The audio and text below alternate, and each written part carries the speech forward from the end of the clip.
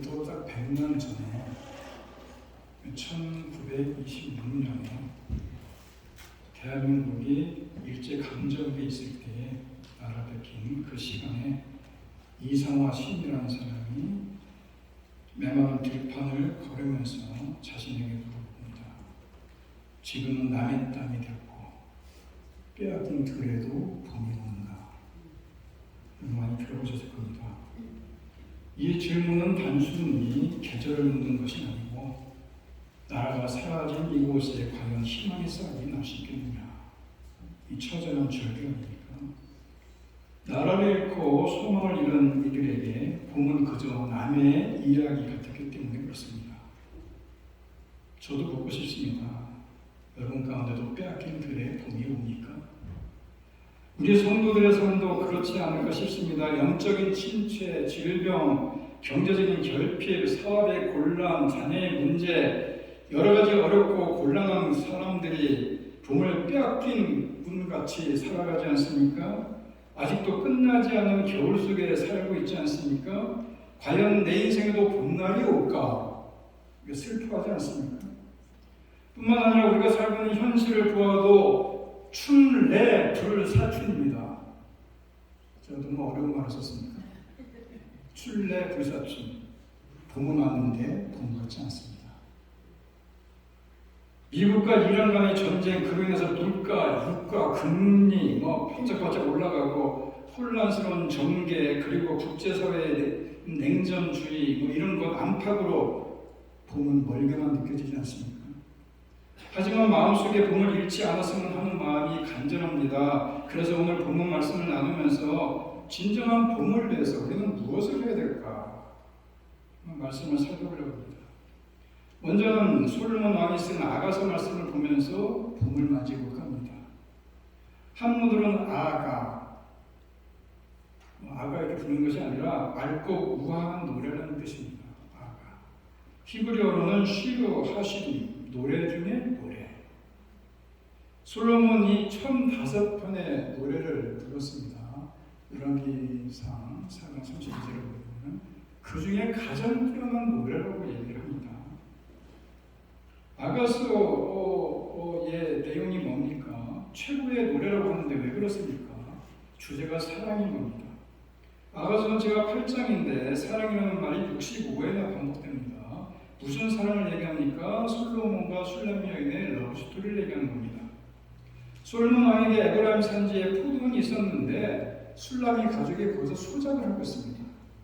그런데 아버지는 돌아가셨고 어머니와 오빠 둘하고 그다음에 슐람이 여인, 이 딸이죠. 이렇게 가족이 거기에서 소작을 하고 있는데 슐람에는 그 가족이 미운 오리 새끼 같습니다. 그리고 공주 같고 신데렐라 같았습니다. 그녀의 오빠들은 그녀를 못마땅하게 여겨서 포도원으로 내몰았습니다. 학자들은 슐람이 여인이 아마 그 오빠들하고 이국 관계가 아니겠는가라고 추측을 합니다. 어찌되건 여인은 아침 일찍부터 저녁 늦게까지 떼약볕에서 지치도록 일을 합니다. 얼굴이 계달의 장막같이 검게 그을렸습니다.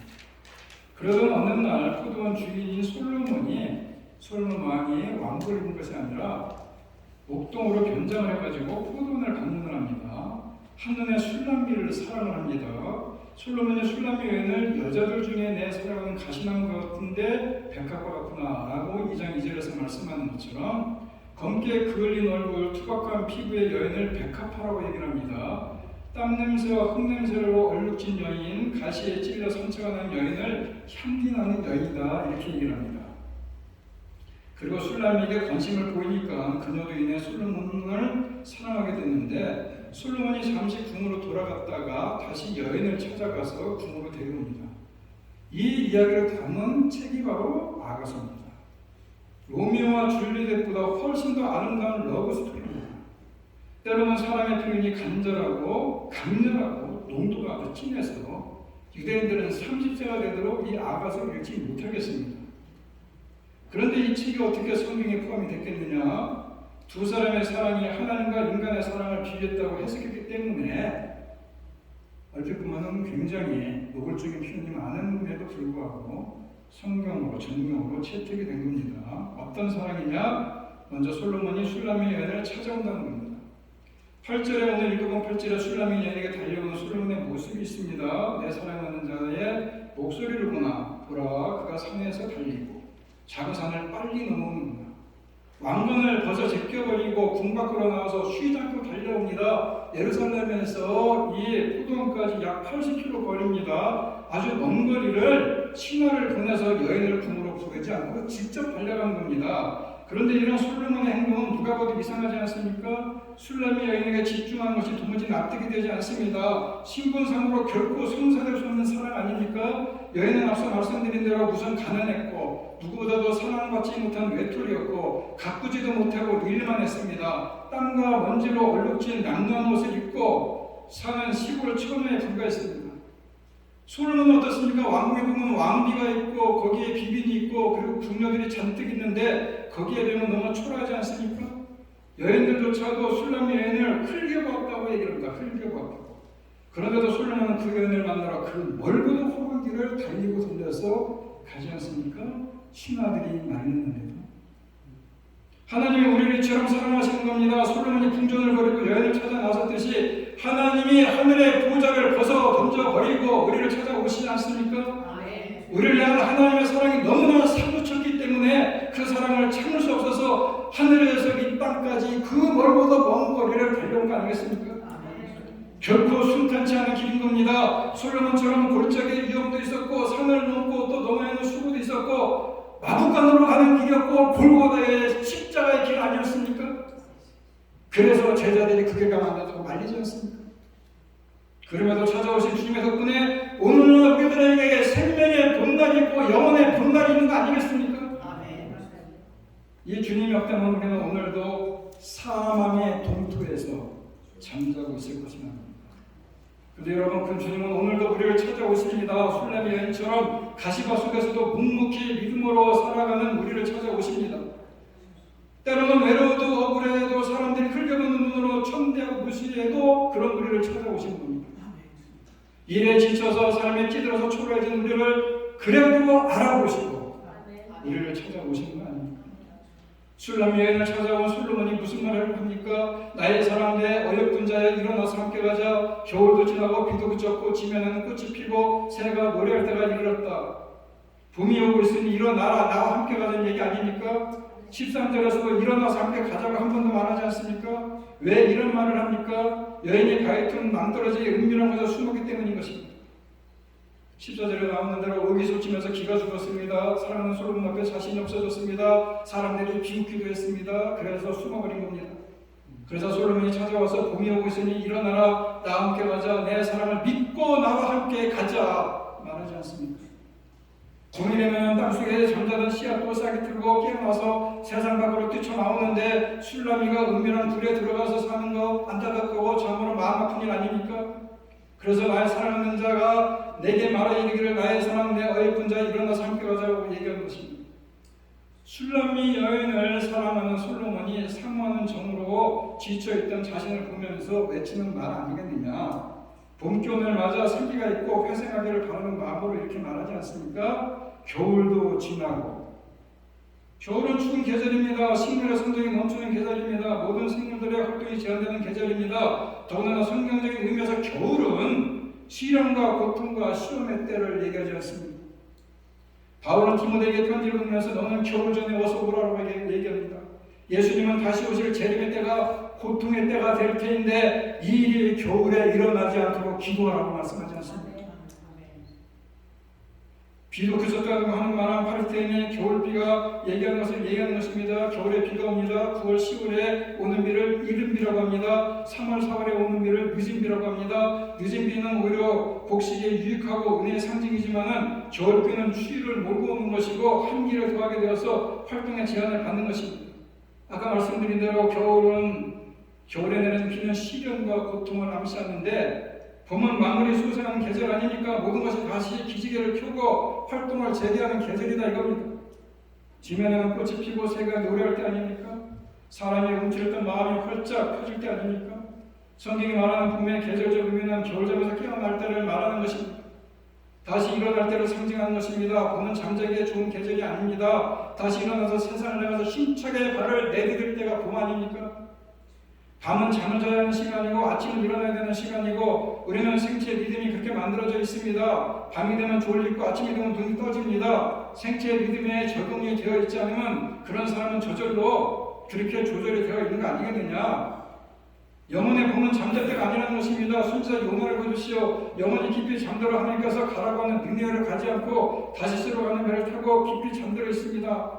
하나님이 일어나서 니느웨로 가라고 했지만은 그는 다시스로 가고 있었고 잠든 요나를 바라면서 사람들이 뭐라고 하는 얘기합니까? 자는 자여 어찌하느냐. 잠드는 자여 어찌하느냐. 영혼으로 깨어나야 되는 거 아닙니까? 일어나야 될 때 잠들어 있는 것은 영혼이 병든 상태를 의미하는 것입니다. 모두 다 깨어서 일어나야 될 때 혼자 잠들어 있으면 그 사람은 이미 패배한 것이나 다름이 없다는 겁니다. 우리의 영혼과 마음이 일어나라고 외치지 않습니까? 잠자는 자여 깨어서 죽은 자들 가운데 일어나라라고 에베소서 5장 10절에 말씀하는 것처럼 나사렛 예수 그리스도의 이름으로 명하는 일어나 걸으라고 말씀하지 않습니까? 끊임없이 우리의 영혼을 깨워주지 않습니까? 말씀을 통해서 우리의 영혼이 늘 깨어 있어야 되고 늘 잠들었다 하더라도 영혼의 소리에 귀를 기울여야 되는 거 아니겠어요? 우리의 영혼이 정의에 의해서 말씀에 의해서 일어나야 된다 이런 얘기입니다.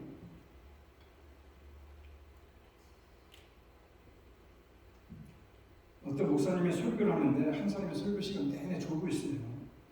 그래서 목사님의 설교 도중에 하나님의 편에 서 있는 사람은 다 일어나십시오. 그랬더니 다 일어났어요.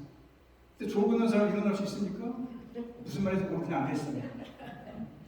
그 다음에 예수님 목사님도 얘기합니다. 다시 한번 얘기합니다. 이번에는 악의 편에 있는 사람들이 다 일어나십시오. 그러니까는 아무도 안 일어납니다. 근데 이 사람은 일어나는 소리만 들어가고 벌떡 일어났어요. 저 일어나서 보니까는 무슨 편 하는 소리 들어가지고 목사님께서 하신 말씀을 정확히 이해는 못하지만은 저는 이 세상 끝까지 목사님을 따를 것입니다. 지금은 저와 목사님이 같은 편입니다. 왜냐하면 목사님과 저는 서 있기 때문입니다.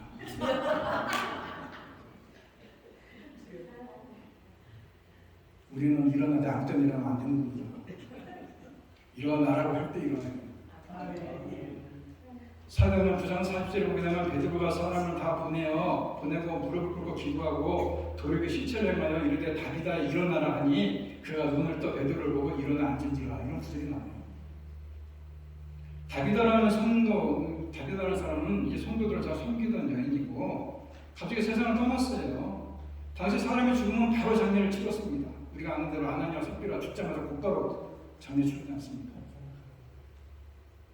그래도 다비다 경우는 죽었지만 시체를 잘 닦아서 다르게 둡니다.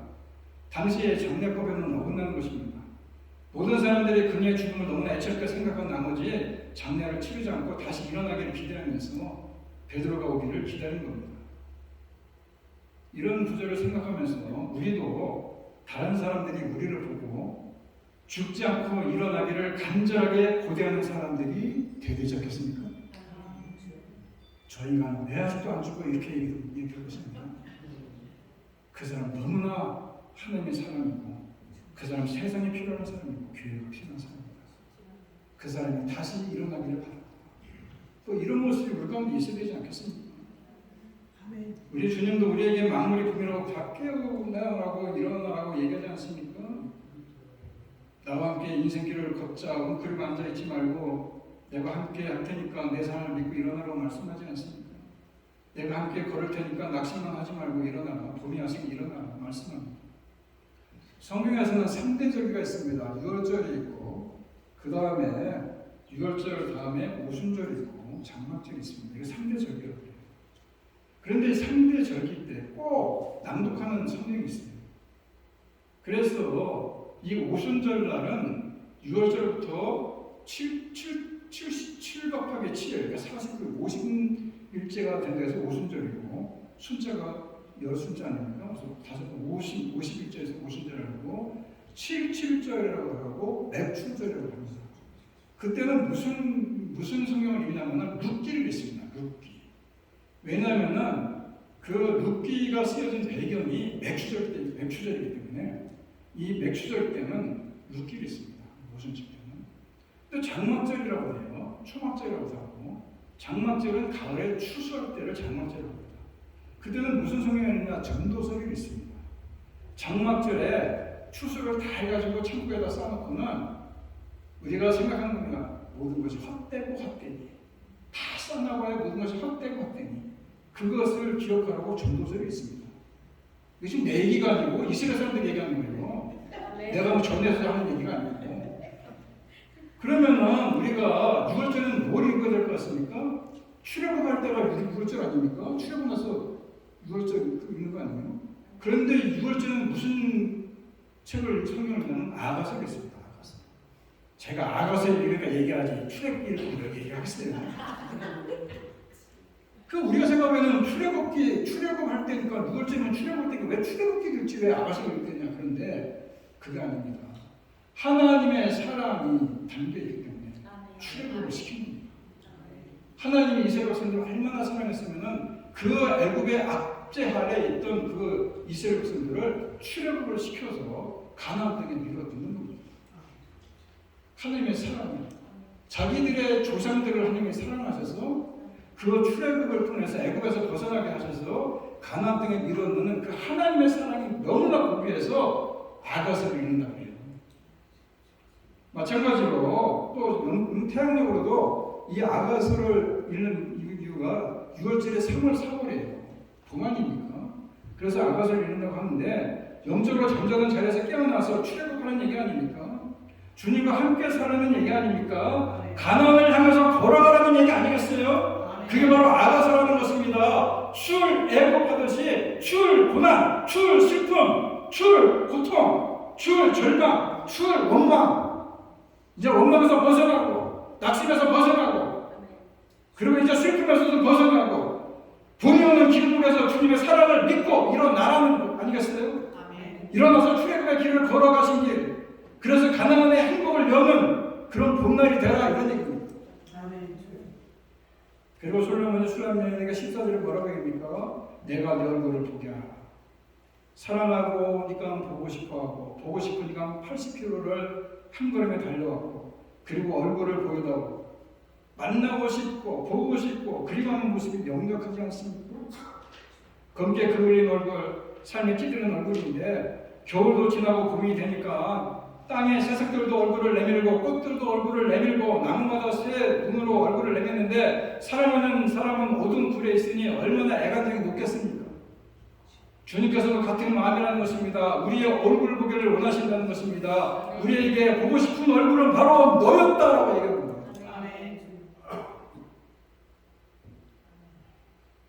만물이 다 얼굴을 내미는 봄이 되었는데 네 얼굴도 좀 보자 이 얘기 아닙니까?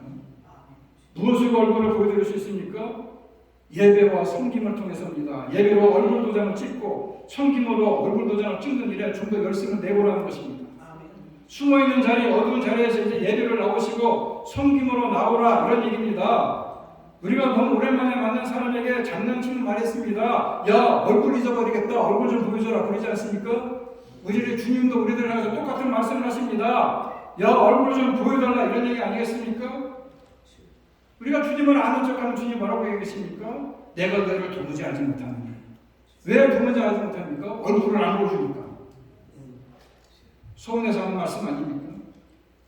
사무엘에 대한 말씀을 읽을 때 감동하는 부분이 있습니다. 하나님의 등불은 아직 꺼지지 아니하였으며 사무엘은 하나님 궤에 있는 여호와의 전에 누웠더니라고 사무엘상 3장 3절에서 말씀하는데 당시는 사사시대의 끝자락이었고 사회도 어둡고 기회도 어둡고 깜깜했는데 제사장도 잠들었고 타락했는데 그래서 사무엘이 하나님의 궤가 있는 성전에 누웠다는 겁니다.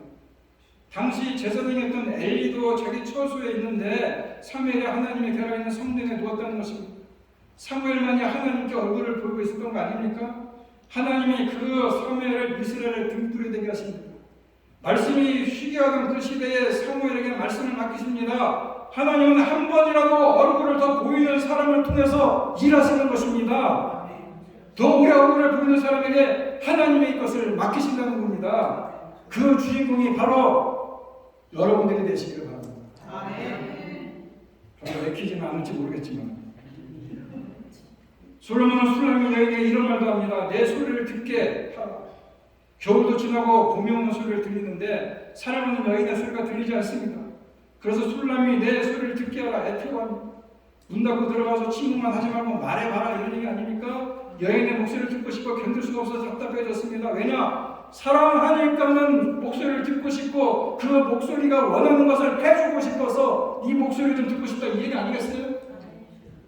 이번에 주님도 우리들의 목소리를 듣고 싶어 하십니다. 봄이 오는 소리를 만물이 내고 있는데 만물의 영장인 우리는 더 소리를 내야 되지 않겠습니까?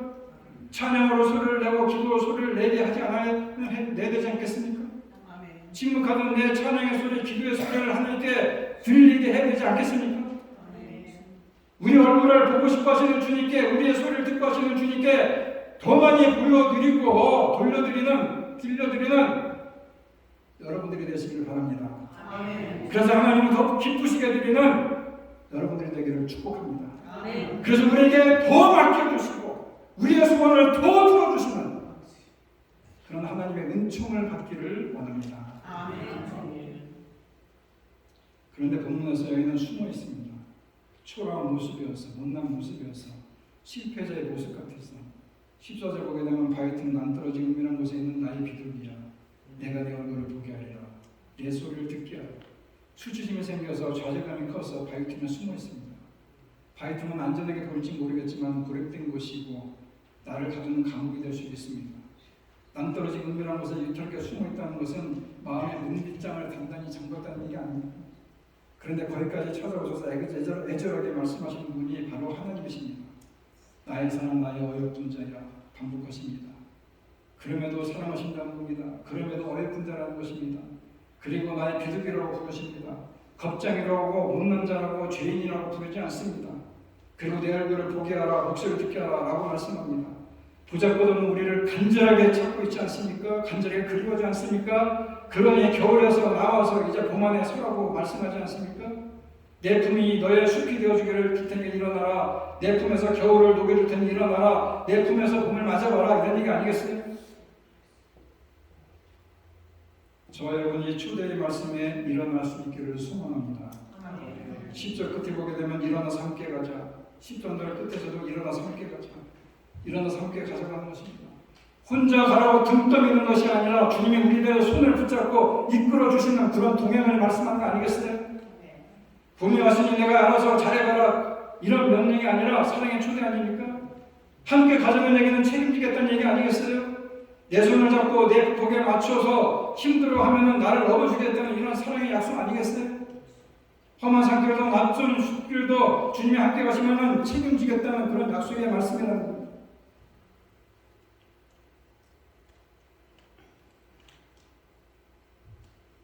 이 약속의 담보로 우리에게 다시 일어날 용기를 주고 싶어서 애태우시는 분입니다. 그래서 우리는 이런 고백을 우리에게 듣고 싶지 않습니까? 예, 주님. 주님이 함께 하시니 제가 일어나겠습니다. 주님이 책임지시니 제가 걷겠습니다. 주님의 발걸음에 제 발걸음을 한번 포기해서 살아보겠습니다. 여러분, 주님은 여러분이 시작하신 이 동행을 결코 중도에 포기하지 않습니다. 목적지인 하나님 나라에 도착할 때까지 주님은 우리 손을 꼭 붙잡고 책임을 지어주신다는 겁니다. 그것이 바로 십자가를 지기까지 우리를 사랑하시는 주님의 사랑, 책임 있는 사랑 아니겠습니까? 성경은 예수님의 탄생 목적을 임마누엘이라고 합니다. 하나님이 항상 너와 함께하겠다는 얘기 아닙니까? 예수님이 승천하시기 전에 말씀하신 대명령의 끝에도 보장을 해줍니다. 내가 세상 끝날까지 너희와 항상 함께하리라. 든든한 말씀 아닙니까? 이 두 가지 의미가 뭡니까? 첫째는 하나님은 우리 편이다라는 뜻이고, 두 번째 하나님은 지금도 우리 가운데 임재하신다 이런 뜻입니다. 저도 여러분들 이 주님의 동행을 믿고 봄날을 향한 발걸음을 내디뎌야 되지 않겠습니까? 토마스 도르시라는 사람이 있었습니다. 촉망받던 복음성가 가수입니다. 작곡가입니다. 세인트 루이스에서 열린 부흥에 참석했는데 출산 중인 아내가 사망했다는 비구를 듣습니다. 그리고 몇 시간 뒤에 태어난 아기마저 세상을 떠납니다. 깊은 상실감에 빠진 도르시는 하나님을 원망하며 다짐합니다. 내가 다시는 하나님에서 노래하지 않겠다. 나를 이렇게 버리신 하나님은 내가 도저히 찬양할 수가 없다. 그리고는 피아노 근처에도 가지 않았습니다. 그러던 중 어느 날 친구의 권유로 피아노 앞에 앉게 됐습니다. 자신도 모르게 건반을 두들기 시작했는데 그때 그들의 입술에서 터져나오는 고백의 찬양이 바로 이 노래입니다.